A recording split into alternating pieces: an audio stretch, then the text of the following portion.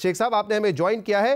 अजमत सईद साहब की जो तैनाती है उस पर उसको मुस्तरद कर दिया है ऑपोजिशन ने। 2-3 एतराज़ात है कि वो शौकत खानम के बोर्ड पर भी हैं, नवाज शरीफ की जो नाअहली का फैसला था उस बेंच का वो हिस्सा भी थे, और इसके अलावा वो डिप्टी प्रोसिक्यूटर जनरल भी थे नैब में उस वक्त जब नैब ने यह मुआहदा किया था ब्रॉडशीट के साथ। अब ये ज़रा बताइएगा कि इमरान खान साहब जो खुद कहते आए हैं कि न्यूट्रल एम्पायर के साथ मैं खेलने का आदी हूं, तो क्या वजह है कि ये जो मफादात के टकराव का जिक्र हो रहा है इससे बचने के लिए कोई और नाम नहीं सिलेक्ट किया गया और जस्टिस रिटायर्ड अजमत सईद का नाम आप लोगों ने दिया है? जो भी नाम देंगे ना, इनको मलक कयूम चाहिए, चौधरी इफ्तिखार चाहिए, नसीम हसन शाह चाहिए, शेख अजमत सईद एक जबरदस्त नाम है, कानून के अलमबरदार लोग हैं। आप अल्टीमेटली ये केस पाकिस्तान का पनामा 2 बनने जा रहा है और इसका फैसला शायद कहीं और इससे भी बड़ी अदालत में जाके होने पड़ेंगे। अब ये भूल जाएं ये केस के न इसराइल ना मंजूर, कौन बदबख्त इसराइल को मंजूर करने जा रहा है?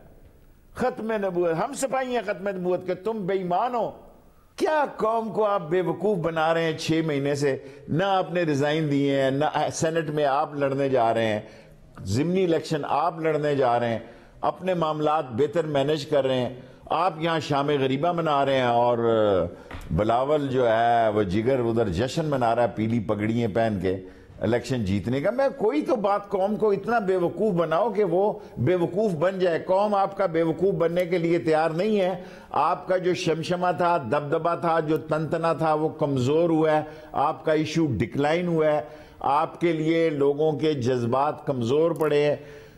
आप जो मर्जी हरबे इस्तेमाल कर लें, अल्टीमेटली आपको मज़ाकरात की मेज़ पर आना पड़ेगा। आप कह रहे हैं मज़ाकरात की मेज़ पर आना पड़ेगा, इमरान खान साहब मज़ाकरात के लिए राजी होंगे या नहीं? लेकिन मैं ये पीडीएम वाले मामले पे बात करूंगा शेख साहब, लेकिन मुझे ज़रा आप बताइए, जिस मफादात के टकराव का इस वक्त जिक्र हो रहा है जस्टिस रिटायर्ड अजमत सईद साहब को लेकर, आप नहीं समझते कि कोई बेहतर और चॉइस हो सकती थी ताकि ये सवालात ना उठे? किसी और शख्स को आप सरबराह बना सकते थे इंक्वायरी कमेटी का। अभी तो कोई केस दायर नहीं होने जा रहा ना, इन्वेस्टिगेशन अभी तो तहकीक हो रही है। अल्टीमेटली ये इशू इतना बड़ा इशू बन जाना है कि पनामा 2 बनने जा रहा है, ये मेरी पेशन गोई है। और इसका फैसला फिर सुप्रीम कोर्ट में जाता है, कहाँ जाता है। और अभी तो ये सारे हकायक 45 दिन में सामने लाएंगे, उसके बाद गवर्नमेंट ने फैसला करना है कि केस को, मैंने नहीं फैसला करना, इंटीरियर मिनिस्ट्री ने नहीं करना। लेकिन मैं कौम को जब कहता था कि यहां से ताबूत भी निकलेगा, सबूत भी निकलेंगे, तो लोग मेरी बात पे यकीन नहीं करते थे। मैं कहता हूं कि पनामा 2 है जी, दुनिया कोई माने ना माने, ये पनामा 2 बनेगा। और इसका फैसला किस कोर्ट में होगा ये अभी नहीं मैं कह सकता। अभी इन्वेस्टिगेशन की मराइल में जा रहा है, कमेटी बन रही है, इसमें कोई फेडरल मिनिस्टर नहीं होगा और इसमें एक्सपर्ट्स लोग होंगे और कौम खुद फैसला कर लेगी जब हकायक को निकालेंगे और कानून और आइन के दायरे में निकालेंगे। जो जिसने गाजरें खाई हैं, अगर शेख रशीद ने गाजरें खाई हैं तो उसका नाम होगा, उसके पेट में दर्द उठेगी, उसको फक्की मिलेगी। अगर शेख रशीद ने गाजरें नहीं खाई तो उसको फक्की क्यों मिलेगी जी? एक और बात बता दूं, मैं भूल जाऊंगा कि शेख अजमत सईद ने वॉल्यूम 10 भी पढ़ी हुई है, मैंने नहीं पढ़ी हुई, उसने पढ़ी हुई। शेख साहब, जब आप ये कहते हैं कि उन्होंने वॉल्यूम 10 पढ़ी हुई है और इसलिए ये पनामा 2 साबित होगा जिसके असरात इलेक्शन पर भी नजर आएंगे, जब आप खुद ये बातें करते हैं तो फिर आप इनकी तैनाती को मशकूक बना देते हैं ना। यही बात तो ऑपोजिशन भी कर रही है, फिर आप भी ऐसी बात करते हैं तो मशकूक हो जाती है उनकी तैनाती। फिर वो अभी कोई कोर्ट तो नहीं बन लग, वो तो केस सुप्रीम कोर्ट में तो नहीं अभी गया, अभी तो इब्तदाई मराहल में है कि देखा जा रहा है किस किस आदमी ने मुंह काला किया, किस किस आदमी ने गाजरें खाई, किस किस आदमी ने, देखो ना, इसमें हमारे भी कुछ लोग हो सकते हैं, खुदा ना खास्ता कल करे, कल परसों कोई हमारा बंदा भी इसमें। अभी तो काम शुरू ही नहीं हुआ। जब जब ये केस आगे बढ़ेगा, इसी तरह जिस तरह पनामा में केस निकले थे, इसी तरह ब्रॉडशीट में भी निकलेंगे। जिस तरह वहां से ताबूत में से सबूत निकलेंगे, यहां भी ताबूत में यहां भी निकलेंगे। तो जरा आप जरा बताइए कि आप जानते हैं कि किस किसने गाजर खाई है? क्योंकि जब ये मुआहदा हुआ ब्रॉडशीट और नैब का, तो उस वक्त परवेज मुशर्रफ इख्तिदार में थे, आप भी उनकी हुकूमत का हिस्सा थे, तो आपके इल्म में है कि किस किसने इससे फायदा उठाया, कहां पे गलती हुई, कौन जिम्मेदार है? क्योंकि जब ये डॉक्यूमेंट्स को हम देखते हैं और जो तफसीलात इस वक्त सामने आ रही हैं, ऐसा नहीं लगता कि ये सिर्फ मामला नैब की नाअहली का था कि उन्होंने एक ऐसी कंपनी से मुआहदा कर लिया जो उस वक्त बनी थी और उसका सिर्फ सरमाया उसमें $200 का था? बाकायदा ऐसा लगता है कि कोई नेक्सस था और एक गठजोड़ के जरिए यह मुआहदा हुआ जिससे कौमी खजाने को नुकसान हुआ है और एहतसाब के नाम पे कौमी खजाने को नुकसान पहुंचाया गया है। देखें शहजाद, सब चीजें एक्सपोज हो जाएंगी। Let the nation decide, let the nation decide कि किसने गाजरें कितनी खाई हैं। अगर हमने खाई हैं तो हमारे खिलाफ भी कौम का हक सोच होगी। क्या इसमें परवेज मुशर्रफ साहब के खिलाफ भी तहकीकात हो सकती हैं, क्योंकि उस वक्त सदर थे, ऑल पावरफुल थे। उस वक्त जो नैब चेयरमैन थे जनरल अमजद, क्या उनके खिलाफ भी तहकीकात होंगी? इन सब के खिलाफ तहकीकात होंगी? फिर मैं कह चुका हूं ना, मैं टीवी पे कह रहा हूं ना, मैं अखबारी बयान तो नहीं दे रहा, कल इसकी तरदीद करूंगा।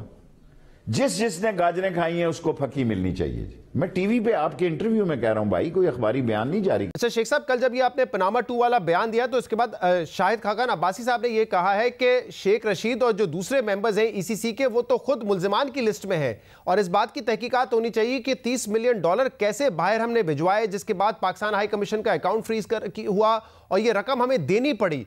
तो वो कह रहे हैं कि इसकी तहकीकात होनी चाहिए। सुन लीजिए, इसके बाद जवाब दीजिएगा इसका। उस बेंच के सरबराह थे जिसने जीआईटी बनाने का फैसला किया। हुकूमत कह रही है वॉल्यूम 10 भी उन्होंने देखा हुआ है, इस मामले का भी उन्हें पता है। आप मुस्तरद कर रहे हैं, उन्हें ना बनाए तो किसे बनाए? देखिए शहजेब साहब, बात ये है, ये वो वजीर हैं जिन्होंने $30 मिलियन अप्रूव किया ईसीसी में और कैबिनेट में और लंदन भेजा और फिर वेवर दिया और उस वेवर से पैसे मिल गए ब्रॉडशीट को।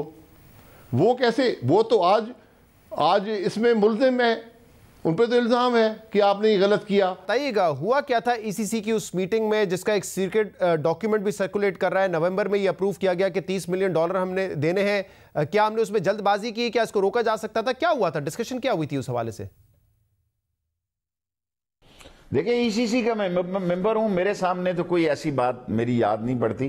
कल जाके बुध को ईसीसी का मैं मेंबर हूं, मैं खुद सोच रहा था कि देखूं कि ईसीसी, क्योंकि जब शुगर और आटे की एक्सपोर्ट का मसला आया, मैंने ऑन राइटिंग ऑन वे वहां उससे इख्तलाफ लिखा था। ये 30 मिलियन का जो आप कह रहे हैं, बुध के दिन जाके देखूंगा। अभी तो मैं आपको इंटरव्यू दे रहा हूं कि ये किस डेट में हुआ और कब हुआ, पूछूंगा। मेरे नोटिस में नहीं है अभी तक। नहीं, आप इसको चेक करेंगे।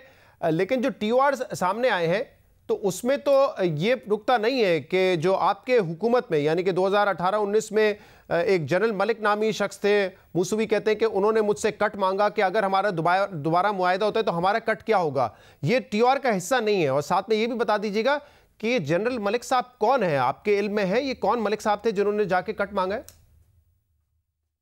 देखें, मैं काफ़ी जर्नल्स को जानता हूं, मेरा हल्का एहतराम के साथ इस मुल्क के अजीम जर्नैल हैं, लेकिन मैं जनरल मलिक साहब को नहीं जानता। और देखें, जर्नैल्स इस वक्त इस मुल्क में सैकड़ों की तादाद में होंगे, मे भी हज़ारों की तादाद में हों, सैकड़ों की तादाद में तो लाजमी होंगे। अब इस मुल्क में फैशन बन गया कि फ़ौज के खिलाफ बात करना।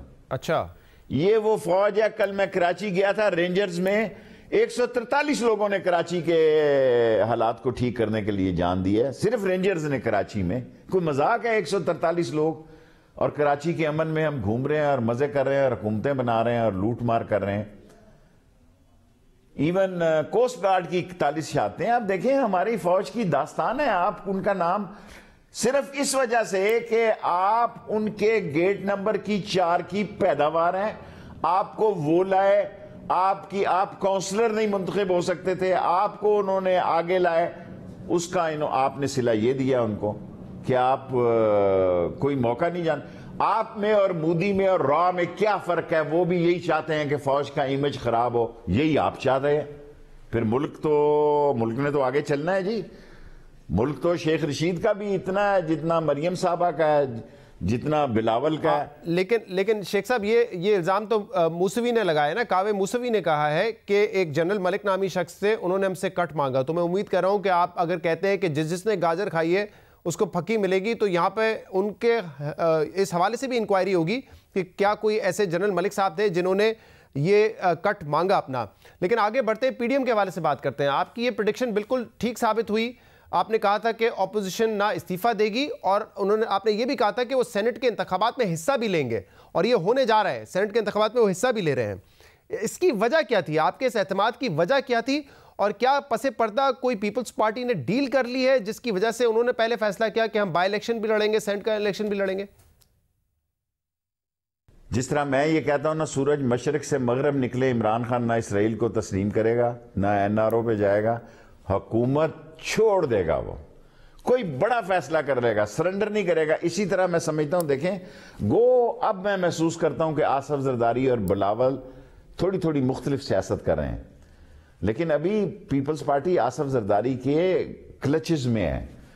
क्लचेस से निकलने की कोशिश कर रहा है बिलावल, और सिंध को अगर वो छोड़ेंगे तो कहां जाएंगे जी? ये मुल्क बड़े बादशाह हैं ये लोग, यहां इक्तदार ना भी हो तो फिर भी एक मसला है, इक्तदार हो तब भी मसला है, दोनों तरफ से मसला है। उनको समझ आया कि भाई हम किसी तरफ के नहीं रहेंगे, कटी हुई पतंग होंगे और किसी जगह पकड़ के कोई डिफ्रीजर में लगा देगा। अच्छा शेख साहब, लेकिन अब पीपल्स पार्टी ये कह रही है कि हम 10 जलसे भी कर लें उससे फर्क नहीं पड़ना, हुकूमत ने कहीं नहीं जाना है।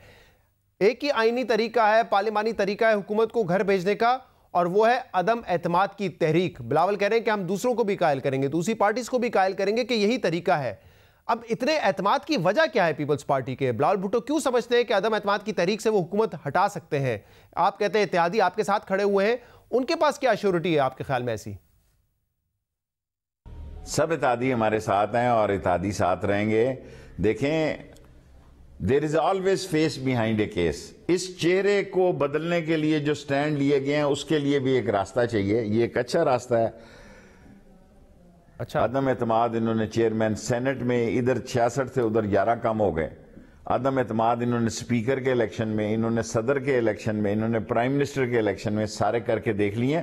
खुद मौलाना फजलुर रहमान इस असम्बली में सदारत के उम्मीदवार थे, इसी असम्बली में जिस पे लानत भेजते हैं।